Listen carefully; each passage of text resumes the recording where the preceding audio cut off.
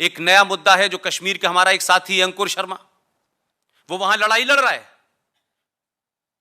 जब यह पूछा गया कि जम्मू कश्मीर के अंदर पहला राज्य है जहां 70% मुसलमान हैं, तो 30% लोग कौन है भाई? तो बट नेचुरल होगा वो माइनॉरिटी में होंगे। तो उसमें डोगरा हैं, सिख हैं, हिंदू हैं, जैन हैं, बौद्ध हैं, तमाम सारे लोग हैं। लेकिन जब यह सवाल उठा तो जम्मू कश्मीर की सरकार ने कहा कि कश्मीर में तो मुसलमान माइनॉरिटी में हैं। अब यह देश को समझ नहीं आया कि यह कौन सा गणित है भाई।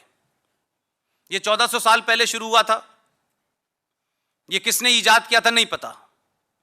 ऐसी लक्षद्वीप नाम की एक जगह है, आप सब लोग जानते होंगे, वहां 96% मुसलमान हैं,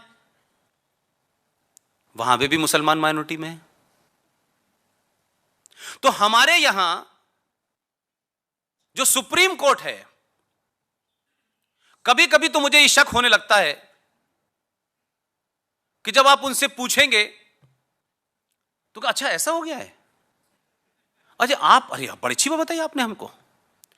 तो जिनको नाली साफ करने से लेके जस्टिस लोहिया की मौत से लेकर के तमाम काम बचे हैं, उनको इतना बड़ा फ्रॉड नजर नहीं आता, जो दिन भर कॉन्स्टिट्यूशन से खेलते हैं सुबह से लेकर शाम तक। तो जब अंकुर शर्मा ने ये पिटीशन डाली कि भाई जम्मू कश्मीर में माइनॉरिटी में जो लोग हैं उन्हें माइनॉरिटी का पैसा नहीं मिलता, तो उन्होंने एफिडेविट लिख के दिया कि जम्मू कश्मीर में तो मुसलमान माइनॉरिटी में है। तो सुप्रीम कोर्ट की भी समझ नहीं आया कि ये कौन से नए लोग हैं भाई ऐसी बात कह रहे हैं। तो पता यह चला कि जो नेशनल कमीशन फॉर माइनॉरिटीज बना हुआ है यही फ्रॉड है। इसलिए कि संविधान में यह कह सकता है कि राज्यों के स्तर पर तो कोई माइनॉरिटी हो सकता है, राष्ट्रीय स्तर पर कोई माइनॉरिटी नहीं हो सकता। लेकिन क्योंकि राष्ट्रीय स्तर पर मुसलमान माइनॉरिटी का नाम दिया जा रहा है उनको, यह अलग बात है कि 20-21 करोड़ की जनता भी माइनॉरिटी में है, 10-5 मुल्क बन जाएंगे उसके बाद भी माइनॉरिटी में है। और इस माइनॉरिटी के चलते हर दूसरी बात पे माइनॉरिटी, अल्पसंख्यकों का ख्याल नहीं रखा गया। देखिए एक भी मुसलमान नहीं आया, तो भाई जब 56 थे तब क्या कर लिया था आपने, तब क्या हो गया था? तो इस सोच के साथ अगर लोग ये कहें कि ये माइनॉरिटी के लोग हैं और 56 मुसलमान थे, अब 2 आए हैं जीत के, तुम वो नहीं रहेंगे तो मुसलमानों की हिफाजत कौन करेगा? ये सब सरासर झूठ है और ये भारत की मेजॉरिटी के ऊपर काला दाग लगाने वाली बात है।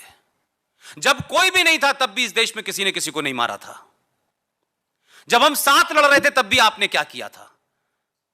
आपने तो मुल्क धर्म के नाम पे बनाया था, आपको जाना चाहिए था, आप नहीं गए। हमने फिर भी कहा आप यहां रहिए। लेकिन यह कैसे मुमकिन है भाई कि यकायक आपको एक दिन लगेगा कि अब हमने धर्म बदल लिया है, तो अब धर्म बदल लिया है तो हमको अलग मुल्क चाहिए। यह गलतफहमी दिमाग से निकाल दीजिएगा। यह आप अपना धर्म बदलेंगे तो उसके साथ साथ आपकी लॉयल्टीज भी बदल जाएंगी और जमीन का टुकड़ा भी आपको अलग चाहिए। तो पाकिस्तान उन्होंने मांगा होगा, दिया तो आपके लोगों ने था, लेकिन भाई ये देश अब कोई बंटवारा तैयार नहीं है देने के लिए। जिसको रहना है इसी मुल्क में रहे। अगर इस मुल्क की खराबियां हैं तो खराबियों के साथ रहे, अच्छाइयां हैं तो अच्छाइयों के साथ रहे। ये अलग से नहीं होगा टच मी नॉट। क्या आप मालदा बना देंगे, आप कश्मीर बना देंगे, आप कैराना बना देंगे, आप करीमगंज बना देंगे और लोग इसलिए नहीं आपसे कुछ कहेंगे और व्यवस्था इसलिए चुप रहेगी कि भाई देखो ये माइनॉरिटी में है। तो ये जो माइनॉरिटी की मेजॉरिटेरियनिज्म है ये खतरनाक है। आप जहां मेजॉरिटी में होते हैं वहां कश्मीरी पंडितों को लाखों की तादाद में निकाल देते हैं आप सरे बाजार, और आपको कोई फर्क नहीं पड़ता क्योंकि देश इस बात को कहता है भाई ये तो माइनॉरिटी में है। ऐसी माइनॉरिटी देश के लिए खतरनाक है। इसलिए मैंने कहा कि जनरल जैकब की क्या माइनॉरिटी थी, मानिक शाह की क्या थी, अरजान सिंह की क्या थी, इस देश ने पूछा नहीं। उनका कंट्रीब्यूशन पूछिए। 21 करोड़ होने के बाद आपके शहर में 2015 में एक आदमी को डर लगने लगा। फिर वो डर क्या हुआ, वो तो बीवी के साथ कहीं जाने वाले थे, गए नहीं, कोई बात नहीं। फिर 2018 में एक साहब को डर लगने लगा वो भी मेरी यूनिवर्सिटी के पढ़े हुए थे। लेकिन मैं ये कह रहा हूं कि ये नैरेटिव चल क्यों रहा है? ये डर का मामला नहीं है। डर लगना चाहिए तो पारसियों को लगना चाहिए, बौद्धों को लगना चाहिए, जैनों को लगना चाहिए, सिखों को लगना चाहिए, पारसियों को लगना चाहिए। उनको डर क्यों नहीं लग रहा है? वो तो 1.5-2% है भाई।